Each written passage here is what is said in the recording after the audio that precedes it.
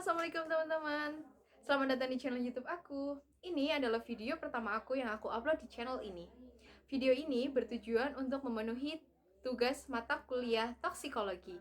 Di video ini nanti aku akan membahas dua konsep. Yang pertama ada asas-asas toksikologi dan yang kedua ada mereview jurnal. Oke, jadi sebelum kita bahas tentang apa itu asas-asas umum toksikologi, sebelumnya kita bahas dulu ya, apa itu pengertian toksikologi. Toksikologi menurut ahli. Di sini saya ambil dari Paracelsus tahun 1493 sampai 1541 yang menyebutkan tentang semua zat adalah racun, tidak ada yang tidak beracun. Dosis yang membedakan racun dan obat. Yang kedua, saya ambil dari Loomis tahun 1978 yang menyebutkan tentang ilmu yang mempelajari aksi berbahaya zat kimia atas sistem biologi. Dan yang ketiga, aku ambil dari Dobell and Burch tahun 1986 yang menyebutkan tentang ilmu yang mempelajari pengaruh zat kimia yang merugikan atas sistem biologi. Jadi, di sini saya akan menjelaskan tentang 4 asas-asas umum toksikologi. Yang pertama, ada kondisi efek toksik. Yang kedua, ada wujud efek toksik. Yang ketiga, ada mekanisme efek toksik. Dan yang keempat, ada sifat efek toksik.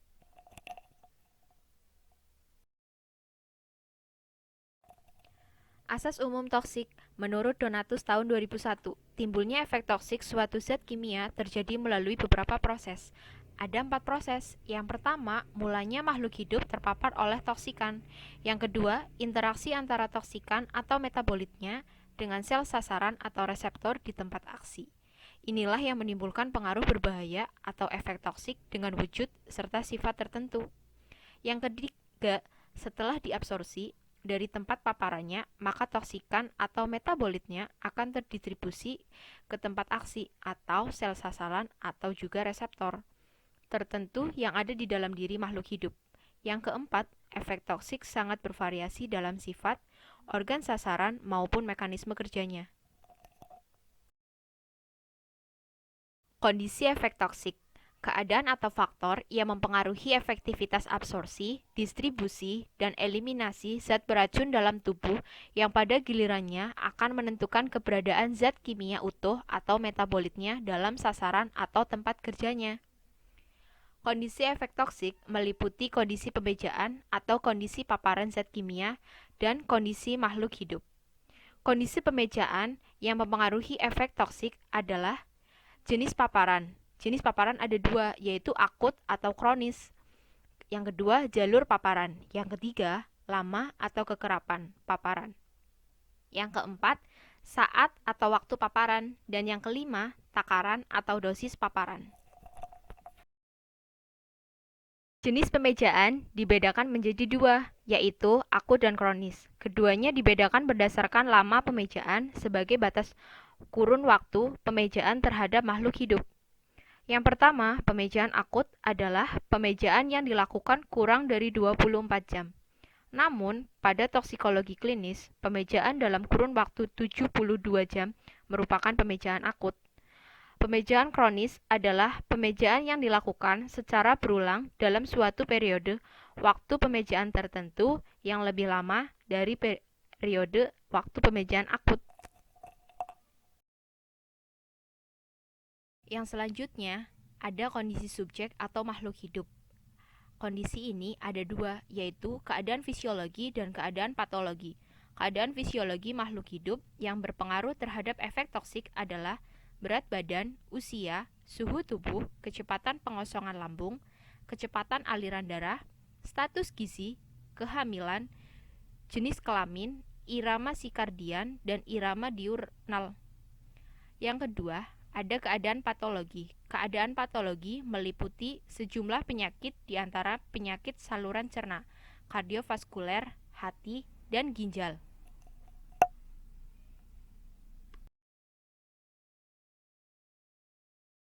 Yang selanjutnya, ada mekanisme efek toksik. Mekanisme efek toksik dibagi menjadi 2.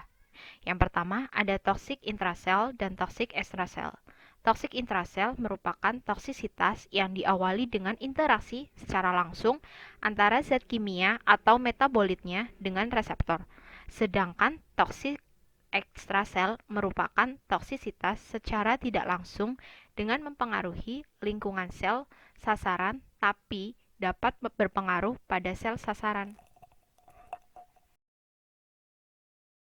Yang selanjutnya adalah penjelasan dari mekanisme efek toksik intrasel dan ekstrasel. Mekanisme efek toksik intrasel sifatnya primer atau langsung. Zat kimia atau metabolitnya masuk pada sasaran dan menyebabkan gangguan sel atau organelanya melalui pendesakan ikatan kovalen, substitusi atau peroksidasi, dan lain sebagainya.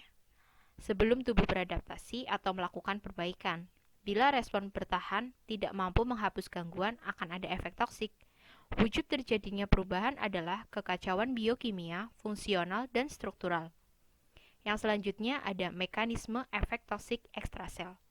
Kelangsungan hidup sel bergantung pada faktor lingkungan ekstrasel untuk memenuhi kebutuhan metabolik basal dan pengaturan aktivitas sel. Gangguan akan sebabkan perubahan struktur atau fungsi sel. Kelangsungan hidup sel membutuhkan salah satu diantaranya yaitu oksigen, suplai unsur hara, dan sistem pengaturan aktivitas sel yang meliputi sistem saraf, sistem hormon, dan sistem imun.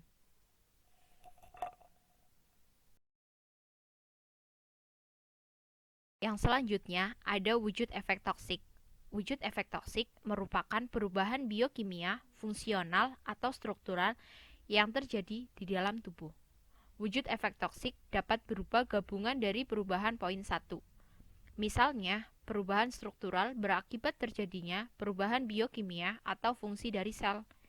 Perubahan biokimia dapat sebabkan perubahan fungsional.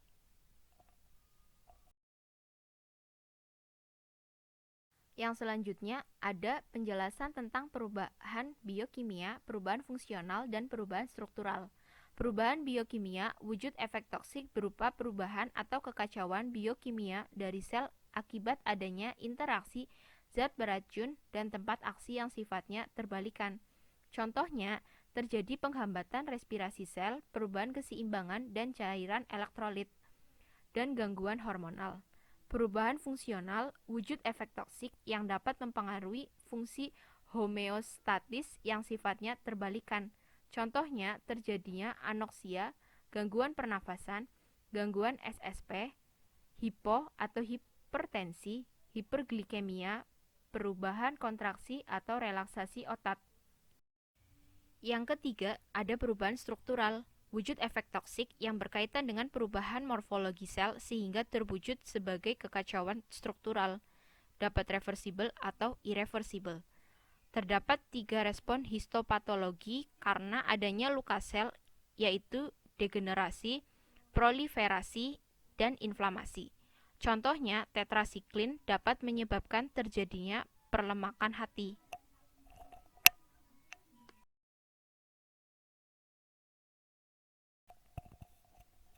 Yang selanjutnya ada sifat efek toksik.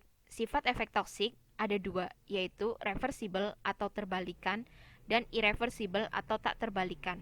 Reversibel bila zat toksik dalam tempat kerjanya atau reseptornya habis, maka reseptor akan kembali ke kedudukan semula. Efek toksik akan cepat kembali normal. Ketoksikan sangat bergantung pada dosis, kecepatan absorpsi, distribusi, dan eliminasi zat racun. Yang kedua, ada irreversibel atau tak terbalikan. Kerusakannya bersifat permanen. Paparan berikutnya akan sebabkan kerusakan yang sifatnya sama, memungkinkan terjadinya akumulasi efek toksik. Paparan dengan dosis yang kecil dalam jangka panjang akan menimbulkan efek toksik yang sama efektifnya dengan paparan dosis besar jangka pendek. Ini berarti zat racun sangat sulit dieliminasi.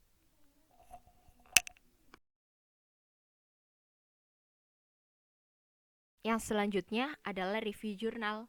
Review jurnal yang saya lakukan yaitu berjudul Uji Toksisitas Akut Ekstrak Etanol Daun Salam dengan metode BCLT oleh Fadli, Suhaimin, dan Muhammad Idris dari Akademia Farmasi Yarsi Pontianak.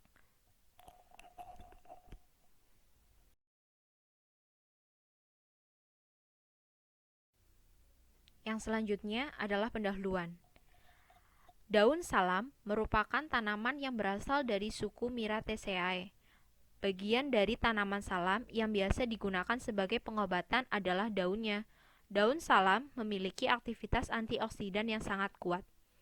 Menurut hasil identifikasi senyawa bioaktif oleh Bahrul tahun 2014, daun salam mengandung senyawa metabolit sekunder yaitu flavonoid, saponin, dan juga tanin. Di antara metabolit sekunder tersebut, flavonoid diperkirakan memiliki peran terbesar terjadinya efek toksik, di mana pada kadar tertentu dapat menyebabkan kematian terhadap hewan coba, yaitu larva udang. Berdasarkan penelitian yang dilakukan oleh Studiawan dan Santosa tahun 2005 tentang uji aktivitas hipoglikemik ekstrak daun salam, ekstrak etanol daun Eugenia polynthea dengan dosis 2,6 mg per 20 gram berat badan dan 5,24 mg per 20 gram berat badan dapat menurunkan secara bermakna kadar glukosa darah mencit jantan yang diinduksi dengan aloksan. Hasil yang diperoleh dihitung sebagai nilai LC50 atau media lethal concentration ekstra uji, yaitu jumlah dosis atau konsentrasi ekstrak yang dapat menyebabkan sejumlah 50% kematian larva udang setelah masa inkubasi selama 24 jam. Ekstrak uji dikatakan toksik apabila nilai LC50-nya kurang dari 1000 mikro per mili. Yang selanjutnya adalah analisis tentang asas-asas umum toksikologi dari penelitian ini. Yang pertama, ada kondisi efek toksik, yaitu kondisi pemejaan. Uji toksisitas akut dilakukan terhadap larva Arrhythmia salinea Leach yang berusia 24 hingga 48 jam pada media air laut buatan. Penggunaan air laut buatan ini mengkondisikan bahwa air laut yang digunakan tidak terkontaminasi atau tercemar karena jika menggunakan air laut asli dikhawatirkan terdapat cemaran atau kontaminasi. Ekstrak dibuat dengan konsentrasi 1000 mikro per mili sebagai larutan induk, kemudian dibuat larutan uji dengan larutan konsentrasi 1000 mikro per mili, 750 mikro per mili, 500 mikro per mili, 250 mikro per mili, dan 100 mikro per mili.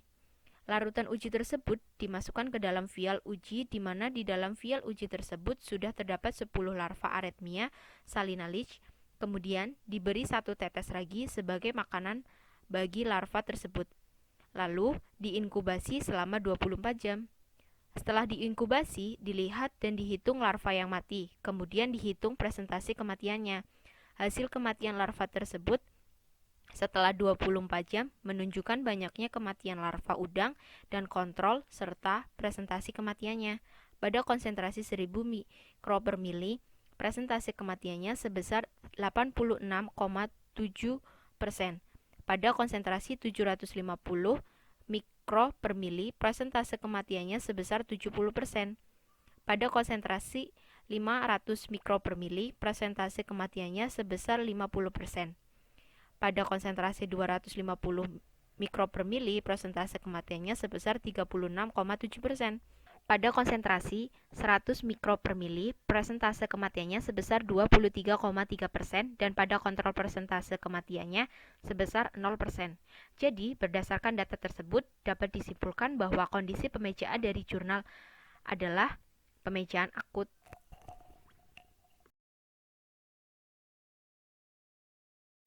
Yang kedua, ada mekanisme efek toksik. Mekanisme kematian larva diperkirakan berhubungan dengan fungsi senyawa flavonoid, saponin, dan tanin dalam daun salam yang dapat menghambat daya makan larva. Cara kerja senyawa-senyawa tersebut adalah dengan bertindak sebagai stomach poisoning atau racun perut. Oleh karena itu, bila senyawa-senyawa ini masuk ke dalam tubuh larva, alat pencernaannya akan terganggu. Racun perut menyerang organ utama pencernaan serangga, yaitu bagian ventriculus. Jadi, dapat disimpulkan bahwa mekanisme efek toksik adalah intrasel. Yang ketiga, ada wujud toksik. Wujud dari efek toksik menunjukkan bahwa Tidak ada pergerakan dari larva udang selama 10 detik pengamatan. Dan yang terakhir ada sifat paparan. Karena kerusakan dari larva tersebut bersifat permanen, maka disimpulkan bahwa sifat paparannya adalah irreversible atau tak terbalikan.